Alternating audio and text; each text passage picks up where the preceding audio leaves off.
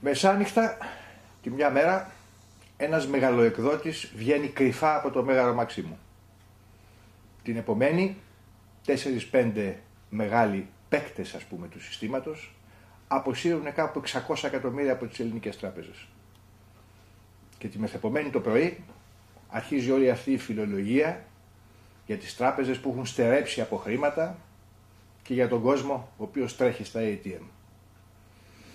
Αντιλαμβάνεσαι ότι όλα αυτά είναι προεκλογικά, τερτύπια, αλλά στην πραγματικότητα αποτελούν εγκληματικές ενέργειες σε βάρος της ελληνικής οικονομίας και σε βάρος της ελληνικής οικονομίας. Τι αποκαλύπτεται πίσω από όλες αυτές τις μεθοδεύσεις τρόμου? Αποκαλύπτεται, ξεγυμνώνεται ένα εγχώριο ληστρικό σύστημα, μια ληστρική ολιγαρχία η οποία νέμεται τα πάντα, έχει λαιλατήσει επί δεκαετίες τον τόπο και τον πλούτο του και φοβάται ότι με μια κυβέρνηση της αριστεράς θα χάσει τα πάντα.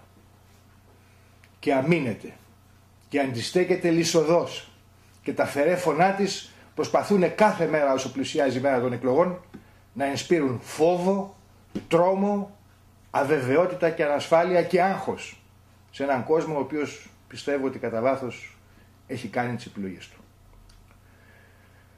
Αυτό που ευσχήμως οι ξένοι, οι Ευρωπαίοι αποκαλούν ολιγαρχία στην Ελλάδα είναι στην πραγματικότητα μία ιονή εγκληματική οργάνωση η οποία έχει μάθει να λαιλατεί τα πάντα, να νέμεται τα πάντα και δεν εννοεί να χάσει τα προνόμια της.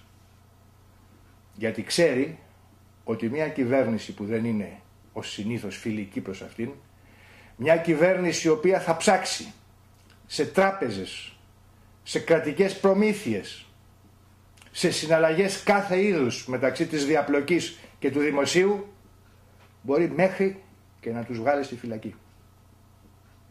Γι' αυτό αμήνονται κατά αυτόν τον τρόπο.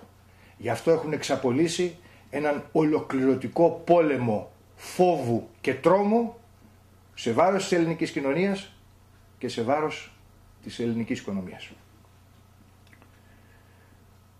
Το πειρατικό αυτό σύστημα δεν ξέρει να χάνει.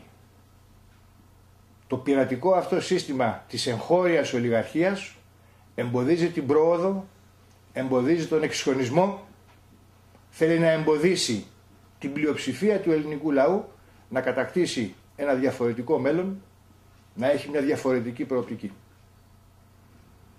Το ερώτημα, το δίλημμα και το διακύβευμα αυτών των εκλογών δεν είναι Σαμαράς ή Τσίπρας.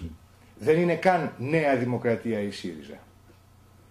Το βασικό ερώτημα είναι αν θα αφήσουμε αυτούς τους πειρατές της μεταπολίτευσης να κερδίσουν. Δηλαδή να μας φοβήσουν. Αν θα τους επιτρέψουμε να εξακολουθούν να νέμονται τα πάντα σε βάρος μας. Το διακύβευμα λοιπόν αυτών των εκλογών και το μεγάλο δίλημμα είναι ανατροπή ή διαπλοκή. Κάντε την επιλογή σας.